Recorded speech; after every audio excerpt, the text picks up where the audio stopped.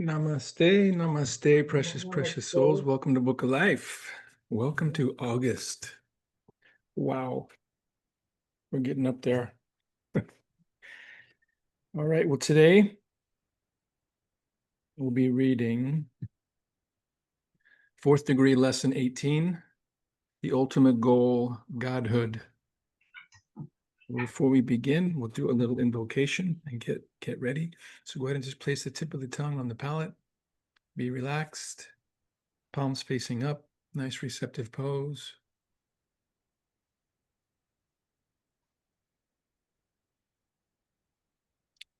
To the Supreme Being, the source and fountain of all life. To the great architect of the universe, Heavenly Father, Heavenly Mother. To all of our spiritual teachers, Holy Master Choa, to Buddha Padmasambhava, to Robert, to Earlyne Chaney, to Burton Bigelow, to Master Astara, Lord Kuthumi, Lord Rama, Lord Zoser, to the Astarian hierarchy, to the Lord Yehoshua Bar Miriam, the Lord Christ, Holy Mother Mary, Lord Kuan Yin Buddha, Lord Gautama Buddha, all the great ones. We humbly invoke for your great, great blessings. May we be a channel through which thy holy ones approach the world. May we be a center for the radiation of thy power. Teach us to travel light, that we may better gain the heights, break the bonds that bind. Teach us to give ourselves entirely to thy service, to attune ourselves to thy will. Teach us to lay down the small personal life for the greater cosmic life, and to love with the love of God, with thanks and in full faith. Om Tat Sat Om. We release all unauthorized connections, front and back. Cut, cut, cut, cut, cut, cut.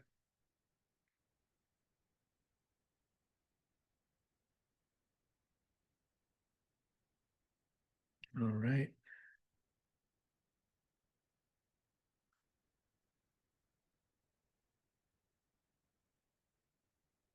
The 4th degree, lesson 18.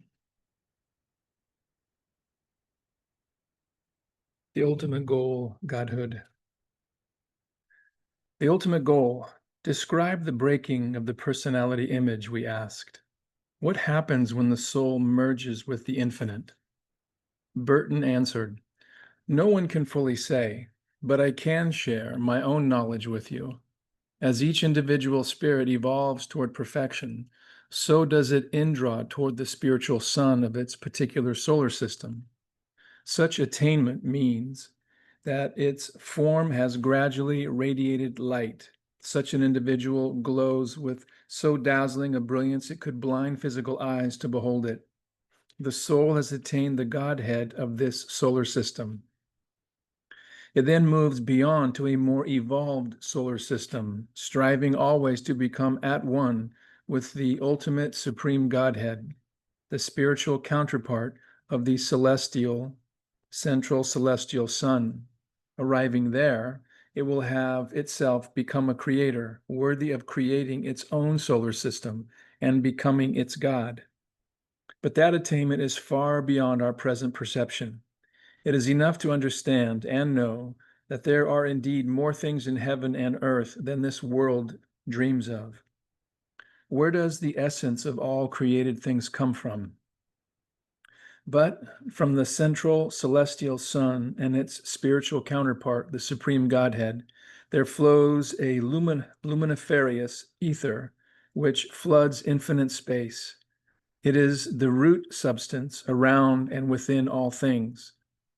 It is the secret source of the perpetual fire of the suns, the force which animates and gives glow to the myriads of heaven's stars.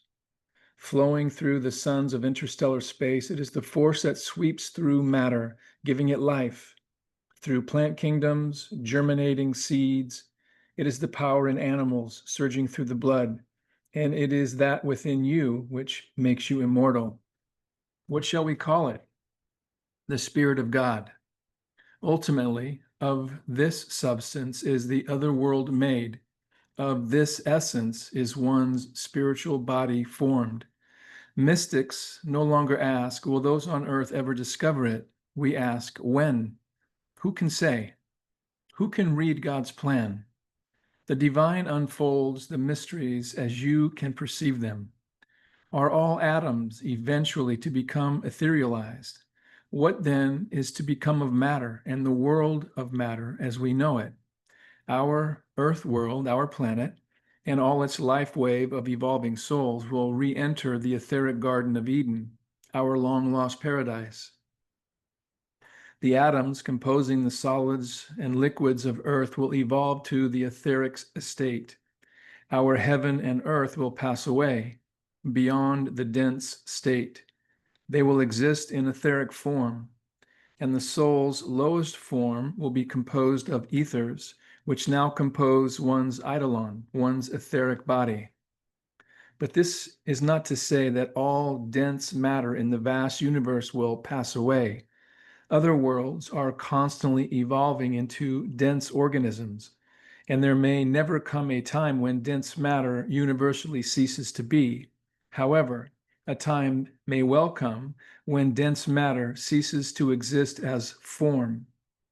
In a time so distant as to be incomprehensible, when the entire life wave of souls expressing on all the human-bearing planets in our galaxy shall have attained their ethereal status, the divine being may absorb the suns, planets, nuclei of sidereal matter, exercising inmost capacity. The divine source may expand the glowing elements of being which permeate the boundless expanse of matter, and all dense substance may be etherealized. So far as the Earth planet is concerned, as the entire life wave of souls rises to the astral plane, your dense matter may cease to be. As the astral plane is vacated, it in turn may dissolve as the infinite being indraws life breath.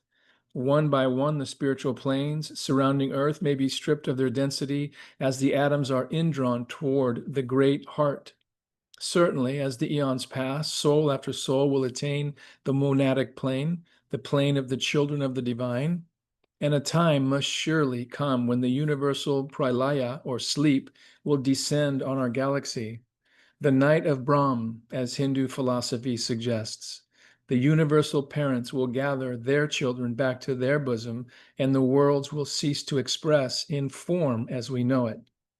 When every single atom of life has returned home, will darkness reign on the face of the deep, until the great central sensorium contracts inmost positive capacity and breathes once more upon the negative face of the waters. Will the immeasurable cosmos again convulse with a new manifestation of motion, passing from center to circumference like mighty tides of infinite power? Shall there come forth a new heaven and a new earth? Shall the old pass away and the new be readied for the return of the purified spirits? If so, we shall come as children of the divine being, and the darkness shall be no more. It is not now the time for details of the pralaya. All will be understood by seekers as time and souls evolve. Do human beings retain their human shape? The human body is a microscopic universe. In the brain shines a magnetic sun, in the solar plexus an electric moon.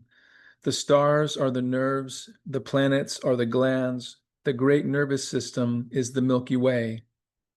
Jesus said, "The kingdom of God is within you."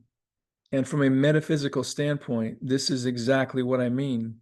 The soul contains within itself every aspect of a heaven found in outer space: a cosmic sun emitting cosmic rays and lights, a moon reflecting the light, planets that release etheric emanations. We asked Burton the profound question, does humankind forever maintain its human shape? He answered, form, yes. A human shape, no. The human being, once a monad, is destined through spiritual evolution to become a divine God. The human form will thus always assume the best shape suited to one's evolving purposes. Shall I forever retain my bodily appearance? So long as you remain within the three lower worlds of form and the memory patterns of earth, you have need of a shape similar to your physical.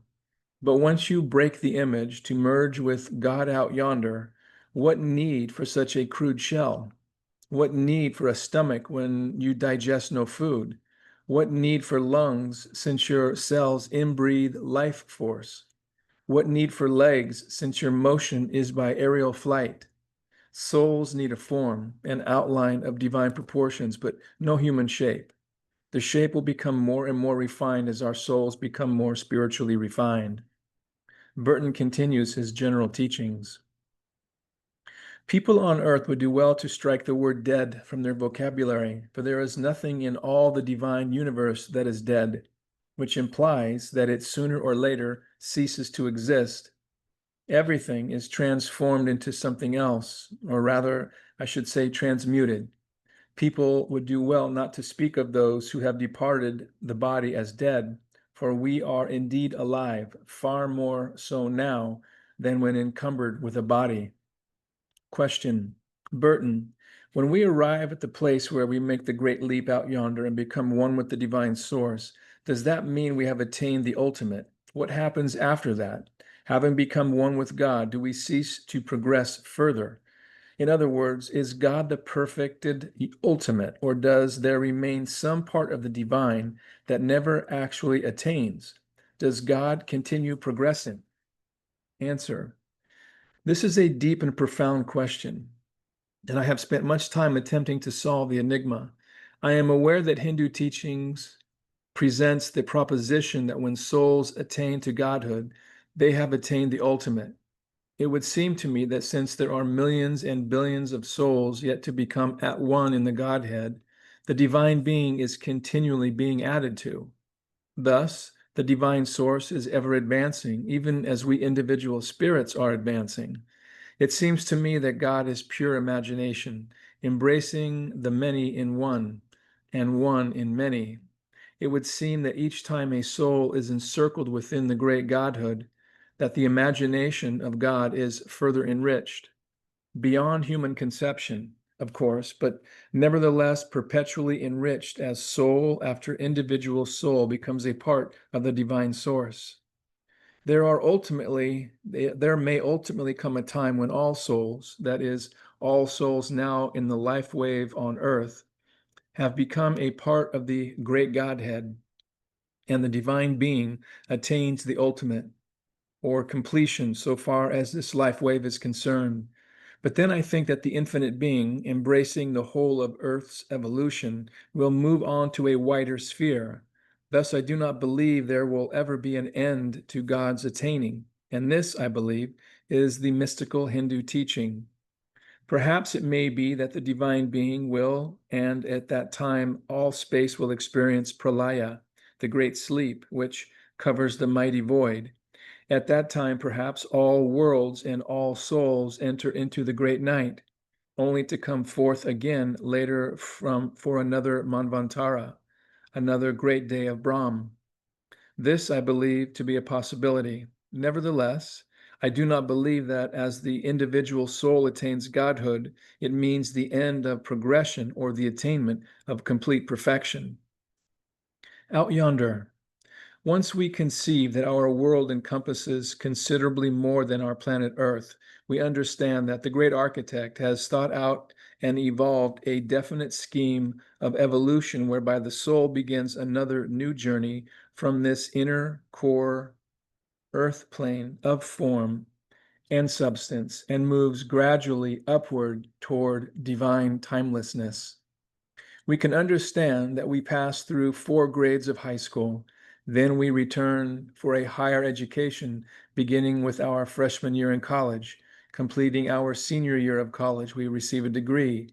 For a yet higher education, we return for another year and complete another round, whereby we gain a higher degree, and so on, until we receive our master's degree, returning each time at a higher level of consciousness than that form which we graduated previously. What is my soul's curriculum? The same is true of our returns to earth life. Earth life is always our freshman year in another sequence of degree seeking. Our goal is the ultimate maturity of soul consciousness.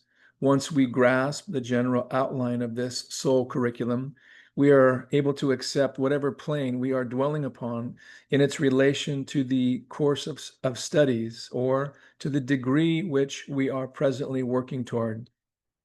In the light of such a mystical teaching, the orthodox notion of one little life on earth, then the two-way division of heaven or hell seems limiting. It depicts the earth plane as the complete life upon which our state in eternity will be judged. The millions who are convinced of this become completely confused when they arrive on the higher octaves of consciousness. They not only misunderstand the purpose of their being on earth, they do not yet know the why of their being where they are in Etheria. Their religion has not prepared them.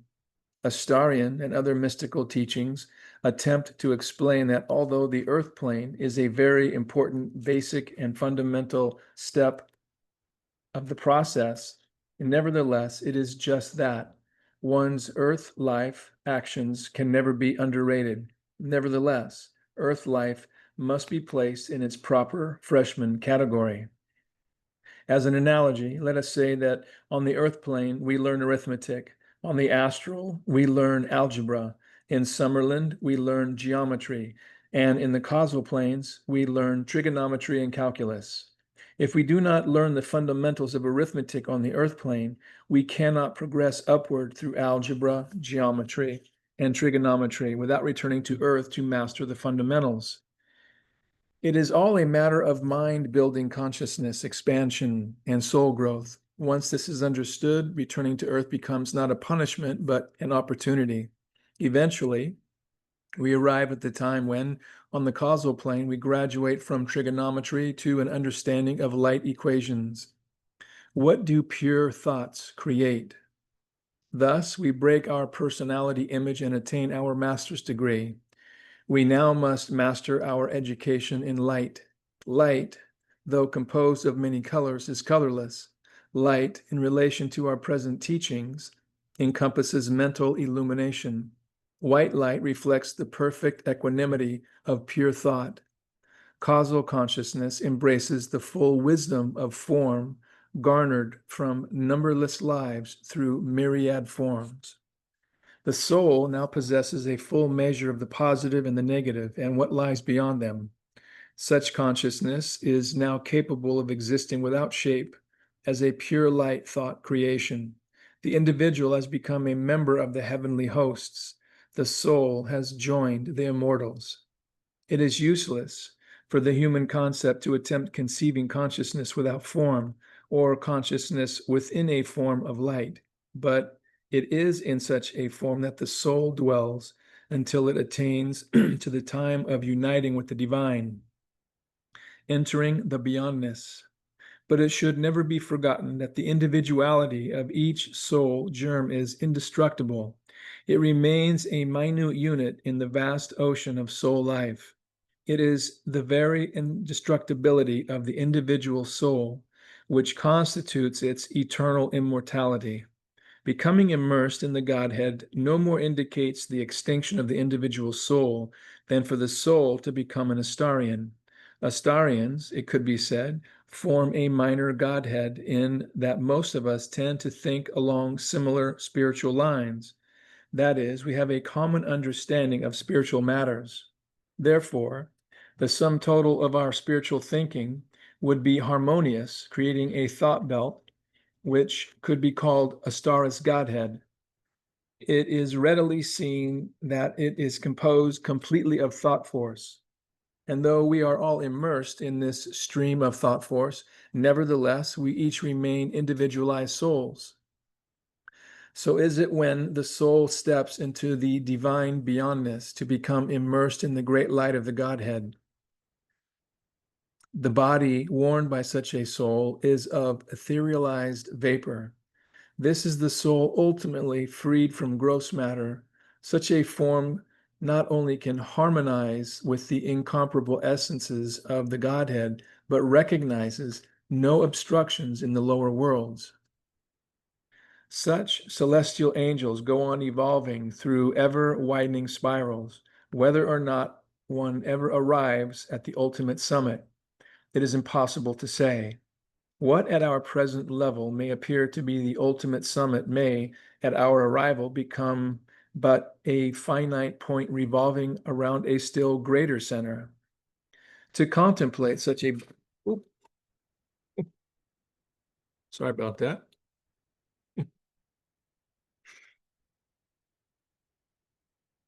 To contemplate such a vast and limitless subject leaves the consciousness dizzy within the heights of it.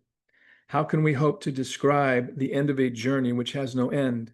Nor can we form any clear idea of the Godhead and the Supreme Being, whom we recognize to be the omnipotent creator of the universe. Since we cannot even yet grasp the creation of our mite of earth, how can we attempt to grasp the infinite?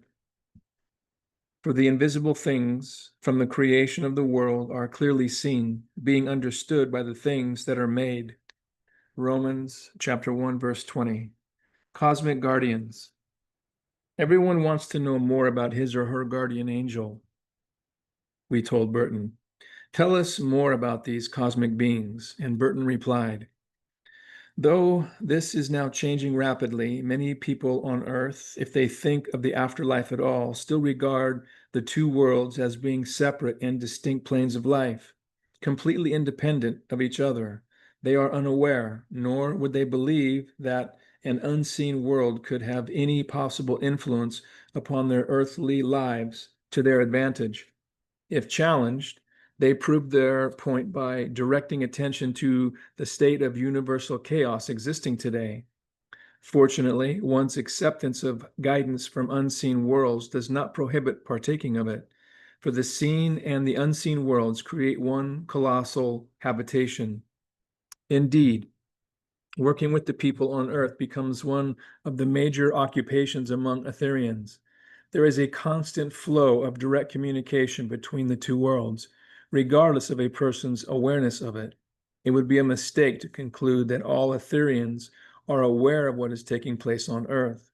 It is safe to say that all those who assume responsibility in such occupations are in constant active communication with Earth and are conversant with your personal affairs, not in an intrusive way, but knowing the issues and lessons of your life and standing ever ready to help. Many, once arriving on the astral, evidence no further interest in the earth plane. These hordes of people are completely unaware of earth happenings and have no connection with them whatever. But the wise beings of the higher realms have knowledge not only of the happenings of earth, but of all the realms between earth and theirs. Recognized or not, every person has an appointed spirit guide, guardian, or teacher.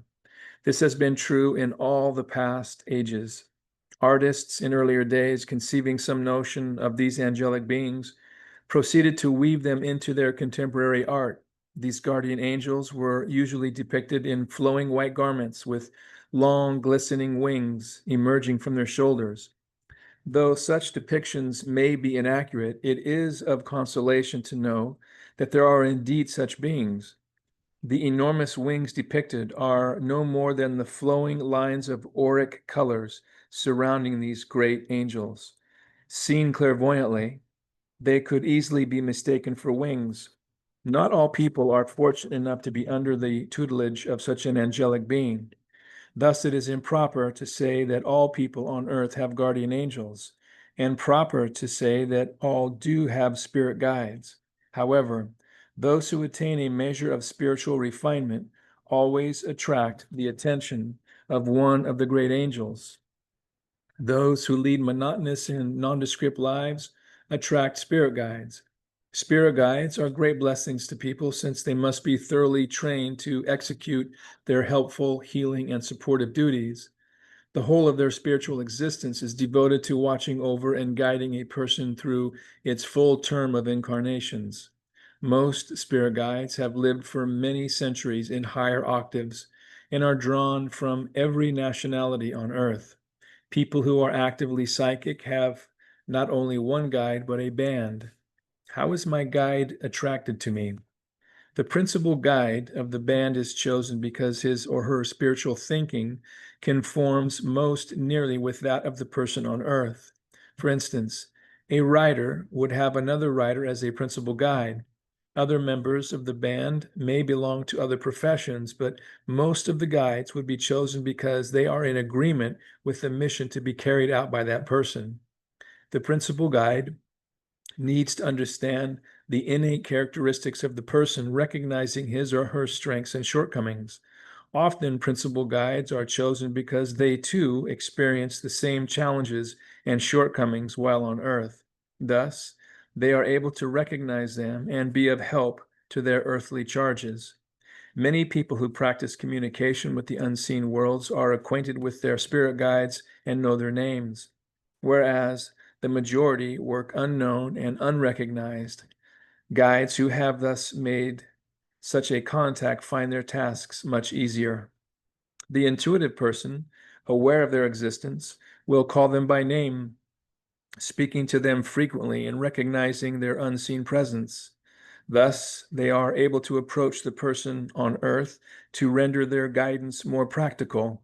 Acknowledged or not, it saddens the guides to behold the mistakes their charges fall into on earth. Because they are not allowed to interfere with free will, they are often obliged to stand by and do nothing to change the path of destiny the person is creating. Once the person makes his or her transition and becomes an etheric pilgrim, it is often the principal guide who helps that soul to realize what was missed during earth life. Millions who are not acquainted with the presence of the spirit guide will often say that they have heard the voice of their own conscious. They feel their conscience has spoken to them, or they are experiencing a guilty conscience. Often, it is the still small voice of the spirit guide who speaks to the subconscious mind. A spirit guide frequently seeks to protect or project impressions upon the person on earth that they should change their course of action. Such intuitive guidance in no way interferes with the free will of the individual, since one can accept this impression or reject it. Should the person reject it, the guide can only stand aside and watch unfold what the person has set in motion. As the individual begins to attain higher spiritual progression, guides are changed, replaced by those from higher spheres. But even the most unevolved person has appointed at least one spirit guide. Every soul on earth has assigned a spirit guide, a master teacher, or a guardian angel, whose responsibility it is to see one through the vicissitudes of life. Why am I never alone? Not a single soul is ever born on earth who is left to make its way alone. Such teachings remains true when the soul becomes a pilgrim on the etheric planes. Those who were a part of one's spirit band on the astral go their way to be replaced by guides from the higher planes on up through the very highest cosmic existence. Let this truth be brought to your remembrance if at any time you feel yourself alone, insignificant, or unimportant. No soul is ever unimportant to the universe. You are as important as any other human being alive, and considerably more important than millions. Astarians, because of your light seeking, you merit not only everlasting guardianship, but you warrant the attention of one of the guardians from the ancient order. You guys want to try an experiment? Yeah. So it brings up a very interesting point, and we're never alone. And that's obviously one of Astara's mantras, right? An Astarian never walks alone. So let's try something. And again, that's it's one of the challenges and one of the gifts of free will is that nothing can interfere with that. And that free will is our mental, astral, etheric, obviously our physical body and the choices that we make. So let's try something. Just be in a receptive pose. Place your palms facing up, so they're facing up. And in your own way, did you feel your crown open up? Did you feel the downpouring of energy just from that? If you did, just go ahead and nod. Okay.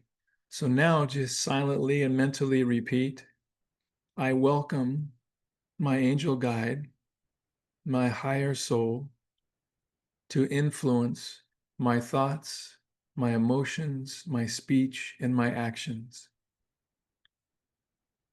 Maybe I be aligned with the light.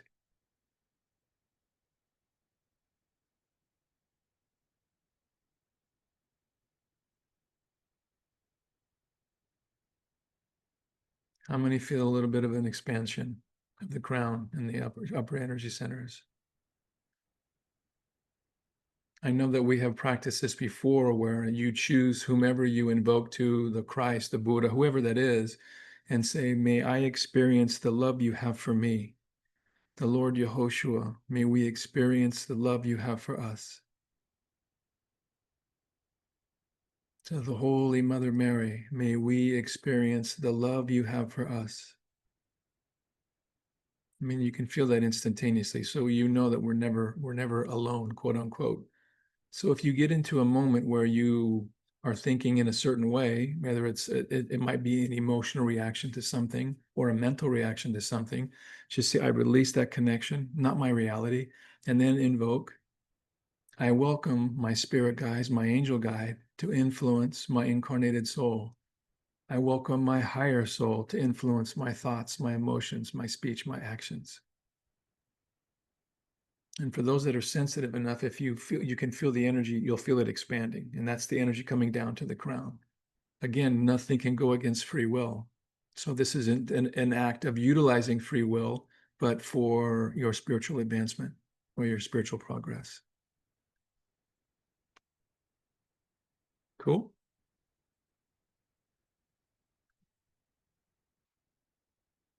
All right.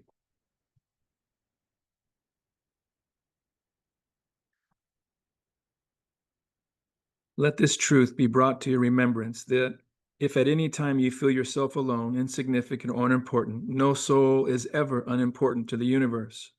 You are as important as any other human being alive, and considerably more important than millions. Astarians, because of your light seeking, you merit not only everlasting guardianship, but you warrant the attention of one of the guardians from the ancient order.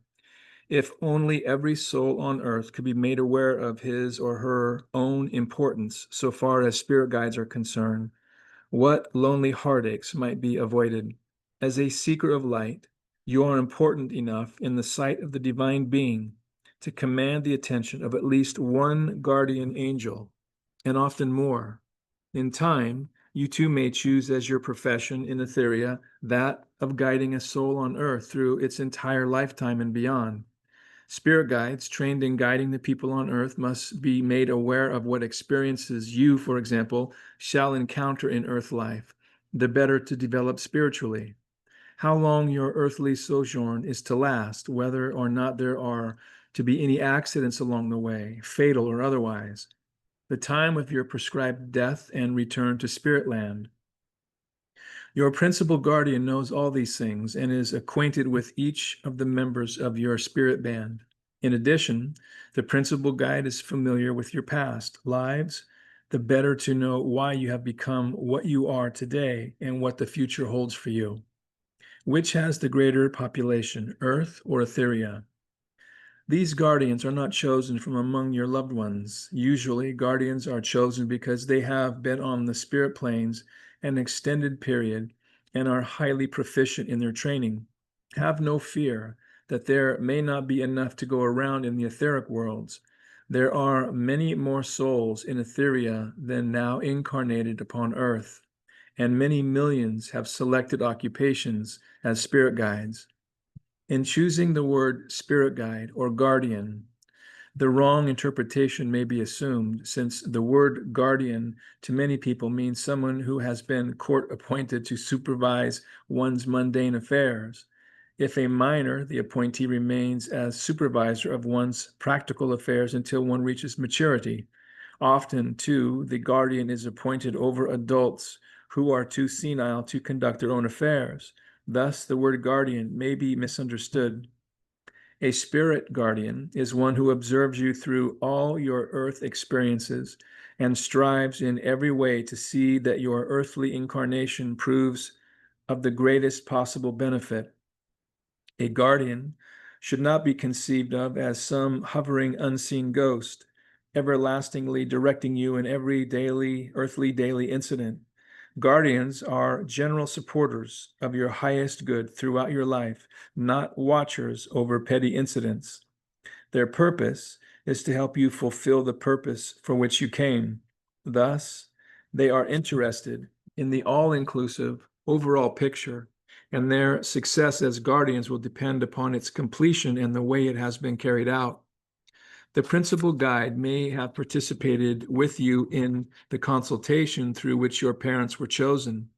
He or she will be familiar with all prenatal arrangements that were made. Your guide will be acquainted with your early life and will no doubt influence your decisions along the way so that step by step you are guided into what was your planned destiny. Your guide will be familiar with your zodiacal implications, aware of how your life may be augmented by the proper vibrational attunements. Think for a moment in terms of a producer of a movie combined with that of director, photographer, and dialogue coach. These duties are assumed by your band of guides. They do not write the moving picture of your life. You are its author, but they help you follow the script which you created before you incarnated. It is not that they are forever writing in a book of judgment. It is that they help direct your life into the best possible drama. A record commences the moment you take your first breath on earth. Theologians would have it that a record is kept of your activities, the better to judge you on your last day. In the courtroom of that judgment, your book of life is read, after which you are consigned either to heaven or to hell for all eternity, according to the verdict passed down. Who wrote my book of life? The record of your life is not made for an avenging God to scan, but a record is indeed photographed on the eternal ethers. It is this record that you yourself view in the time of the great silence following your transition from earth. You recognize that you are not only the author of it, but that you have accurate data at your disposal to guide you in your journey up through the spiritual spheres and in any forthcoming earth incarnations. The scanning of this Akashic record helps you to be familiar with the karma you have yet to pay off, what you have gained from the past experiences of earth, and what you are to experience in forthcoming incarnations. These Akashic records are at all times available for your inspection, and you view them more than once during your journey through Etheria. In Etheria, what is my first astonishment? Viewing such a record, it is useful for a soul to contradict what he or she did or did not do on earth. You cannot be accused unjustly, nor can you deny any of your unjust actions. As has been said previously, viewing this record is one of the first astonishments the pilgrim confronts. If only you had realized that every word you have ever spoken, every act you have ever done from earliest babyhood to old age has been somehow miraculously recorded and even photographed in the ethers. Such realization arouses tremendous frustration and impatience at one's shortcomings, awakening the ambition to do better. The second astonishment is to discover not only the all in all concerning one's immediate past life, but the record concerning all one's historical incarnations. Think of your being important enough in the divine drama to command such a meticulous, colossal file concerning everything you have ever done, said, or thought, not only in the present day, but through all past eternity. Every soul who ever came to earth has such a file. Whether the file is placed in the vast libraries on the lower planes or finds its way into the cosmic file cabinets in the upper realms is a matter of personal attainment. Again, this file is not kept in order to judge you. Instead, it is to help you realize how important you are and to assist you in giving yourself full credit for your positive acts and to help you learn from those you wish you had done differently. Never again assume that you are a spiritual orphan, wandering through the mazes of earth life alone, with no one to care whether you live or die. You may have no loved ones on earth, but there certainly is a spiritual teacher in the higher realms with more than a passing interest in your well-being. Astarian, assume this teacher's awareness of you and his or her eternal vigilance over you. Speak to your teacher from time to time, voicing your gratitude. It may be that the response unheard by you may have astonishing implications in your life. Guardian angels. Are the guardians assigned to Astarians special in any way, different or more advanced? We asked. Very definitely, Burton answered. The schooling of the soul ultimately contains 7 classifications. For our working purposes, we hold it to approximately 4 or 5. To repeat, the earth plane is our freshman year. We progress, then to become sophomores, juniors, seniors, postgraduates, and ultimately masters.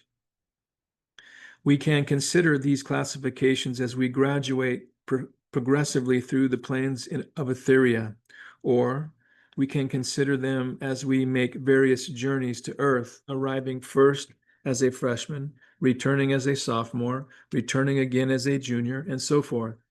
Either metaphor can be correctly applied, assuming that we understand that each time we return to the schoolroom, we come with a broader knowledge and greater opportunities. We can consider that on the earth plane, all classifications coexist, with different souls belonging to different colleges and experiencing different classifications. Whereas in higher planes, each plane is separated, one to accommodate the freshmen, a higher for the sophomores, another higher for the juniors, a next higher for the seniors, on up through the postgraduate spheres. Earth is a campus.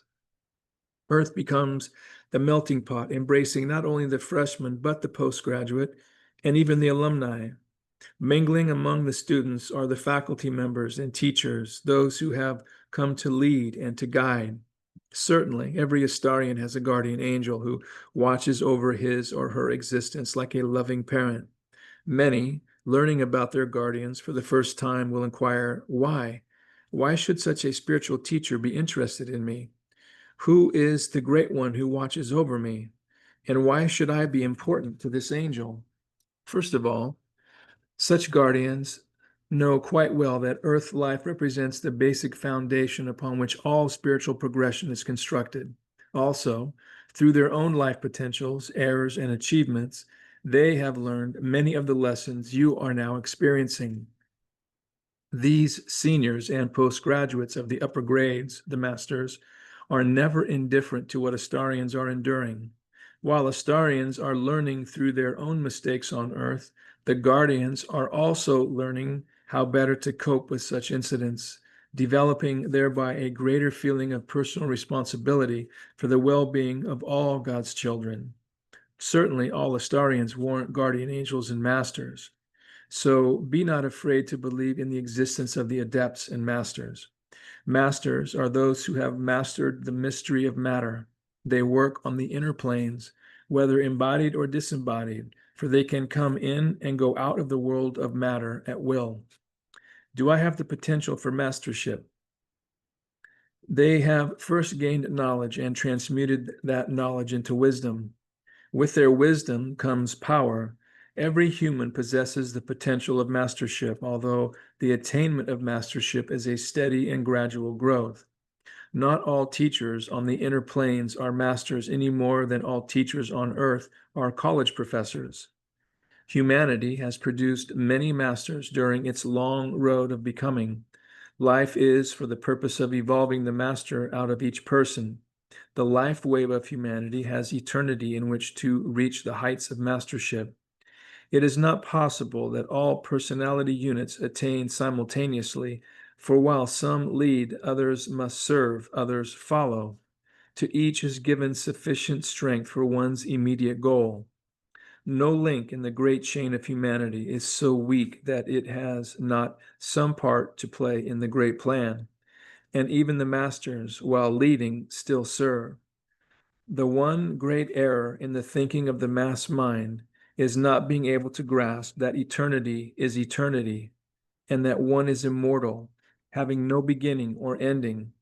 As each link in the chain attains to this understanding, from that moment on, Your development accelerates and the rhythmic pattern of your evolution broadens. Your comings in and goings out are lengthened, and you begin to grasp the true idea of immortality. Those who are evolving toward adeptship pass beyond even the heaven worlds during their stay on the inner planes. They reach the divine heights of contemplation and ecstasy. Such planes are beyond the words of the earth world, but whether one is on the intermediate astral planes, the heaven planes, the planes of paradise, or the higher ecstasies of nirvana, one can always be found somewhere in the universe. How shall I remain me? Each soul is an important part of the universe. The universe could not get along without you. It would be incomplete. Therefore, regardless the level of your attainment, rest in the knowledge that you are immortal, that you are important to the divine plan, that no one can perform your task but you alone, and that you are needed and wanted and loved in this vast universe we call our own. Angels, divas, and guides. Burton, exactly how do angels differ from divas and guides? We asked, and Burton explained. There is a great deal of misunderstanding about angels. Humans of earth grow and evolve into beings called angels, but there are other spiritual beings who have never manifested as humans on earth. These great spiritual beings we call divas. True angels are human souls who have outgrown the need to return to earth in human form, having been liberated from the wheel of life and death. They have slowly evolved through the spiritual spheres until they have attained the celestial planes. On these incomparable planes, their forms become as light and their beauty indescribable. They shine like the sun, and their raiment is white with light. These great beings become humans' guardian angels and the watchers over humankind's destiny. Beneath each one stretches a hierarchy of command until the divine line links with some soul on earth, usually a teacher or seeker of the ancient wisdom. The other great beings who have never expressed as humans on earth are called the divas of nature. These beings are etheric in nature and are also incomparably beautiful. It is these divas who control the elements. They work indirectly with humans only as they relate to nature and their particular aspect over which they have charge. Thus, it is incorrect to speak of those who were once human as divas, and of those nature spirits as angels. Some angels, too, have never been human. As for guides, I have just spoken at length concerning them, but there is much to add. As seen from my side, every soul who has attained a certain spiritual stature is appointed at some time or other as a guardian over a soul on a lower plane. The spiritual progress of that less evolved disciple to some degree rests with the spiritual guardian who must in turn report to one still higher. Thus, when one of earth turns some measure of attention from earth's materialistic treasure hunt to seek the treasures of spirit, the spirit guardian acknowledges the conversion as a triumph of his or her spiritual influence and welcomes the opportunity to guide the earth seeker toward broadening heights. Indeed, such an occurrence presents the guardian's greatest challenge. One's own success as a spiritual guide is rewarded by one's own ascending progress into greater light. Thus, every seeker on earth should rest secure in the knowledge that there exists a guardian spirit always ready to help him or her attain the summit of spiritual heights. The more advanced of earth will be assigned advanced guides, and those who do spiritual work will attract an entire group of such guardians, inspiring the seeker toward the light. This is especially true of people who are highly intuitive and psychics. Those with highly developed intuition who are aware of their unseen guides are doubly blessed. Knowing of the inspiration which can be received, they will never fail to ask guidance in their projects, opening receptive channels to receive the light. It is quite true that guardians are not allowed to intercept the path of human experience to the point of shielding their charge on earth from their karmic payments, but they do cushion one's anguish as much as is permitted. and they do attempt to protect you from mistakes and predicaments which are not in the pattern of your karma. Guides appointed to people on earth who are unaware of their unseen help, who neither believe in nor desire such help, are often unable to prevent self-created calamities or to prevent mistakes due to wrong decisions. Frequently, a guide is appointed to help one on earth whom he or she has harmed or wronged in a previous life. Such a service presents an opportunity to level his or her own karmic debt. Those who believe, even though such guidance cannot be heard, seen, or felt, humble themselves enough to ask for help, strength, and guidance. And these receive in ways beyond their knowing. Such guidance should be interpreted only as coming from those who can understand divine will a little more than you. Their counsel is not always infallible, but it never leads astray those who ask their help through prayer and love. How does service reseed itself? Two things they would have you do. First, be aware of their presence and receptive to their guidance. Second, remember that if you would have blessings, you must give blessings. Be always ready to assist others if you expect the unseen ones to continue assisting you. And every act of love, unselfishly given, ascends into the upper spheres like a star of light. There they are gathered together and carefully stored until you, who sent them, come to receive your treasure with interest added to it from the higher realms of light for all your good works.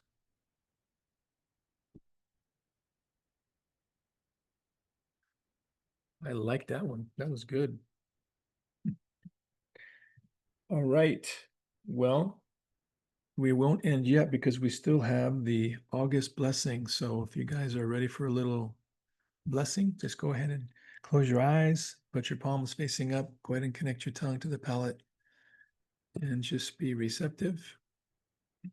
And we will share the August blessing. To all those that we have invoked to, and to all the celestial guides and angel guides of all of this call and all who watch this. From our tiny, humble hearts,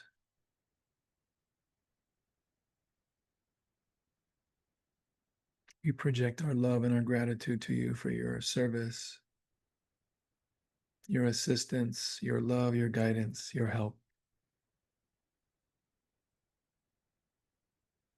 Why don't we send this August blessing up to our celestial guides? May the rewards of self-fulfillment, spiritual wisdom, and an unfolded consciousness attend your efforts as you grow and progress in the ways of life. May your life journey culminate in the goal of supreme realization.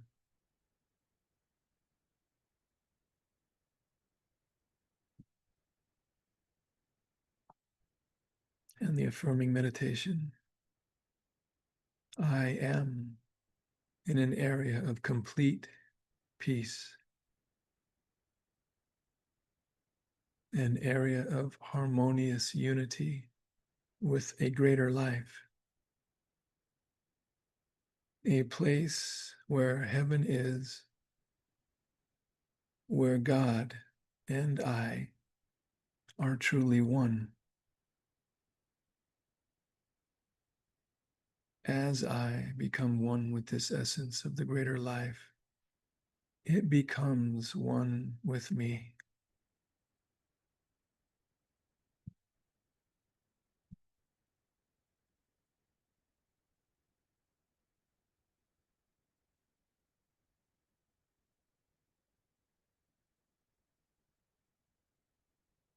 And the prayer from Earlyne. Master, beloved, who has committed to us the swift and solemn trust of life, since we know not what a day may bring, but only that the hour for serving thee is always present. Teach us how to be constantly alert to the claims of thy will and the call to service. Lay to rest by the persuasion of thy Spirit our doubts and fears. Consecrate with thy presence the way our feet should go, that our humblest work may radiate. Lift us above unrighteous anger and mistrust into faith sublime. May we be modest in our times of wealth, patient in the hours of our adversity, serene in our disappointments, and humble in our moments of shining achievements. In all things, draw us toward thy perfection, that all the world may see in us thy radiant reflection, and keep us ever mindful that we shine for thee. And we welcome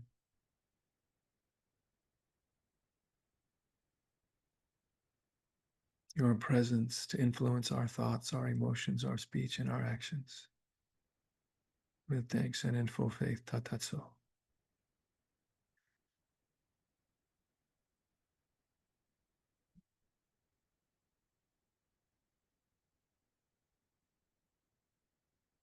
Namaste, namaste, precious, precious souls. Thank you so much for joining Book of Life. That was fun. I like when we do little experiments. Those are fun. We'll see you all tomorrow, hopefully, for blessing the prayer petitions. And again, just another note, if anybody wants healing, if we have time, these are free. Just send me an email at Anthony@Astara, and we'll book a 30-minute session. And then we'll send you the link for Saturday. That's Saturday between basically 1 and 5. So we have a few openings that are still remaining. So if you are open and want, just send a little email to me, Anthony@Astara.org. Okay. All right. Namaste, everyone. We will see you tomorrow, hopefully. Take good care.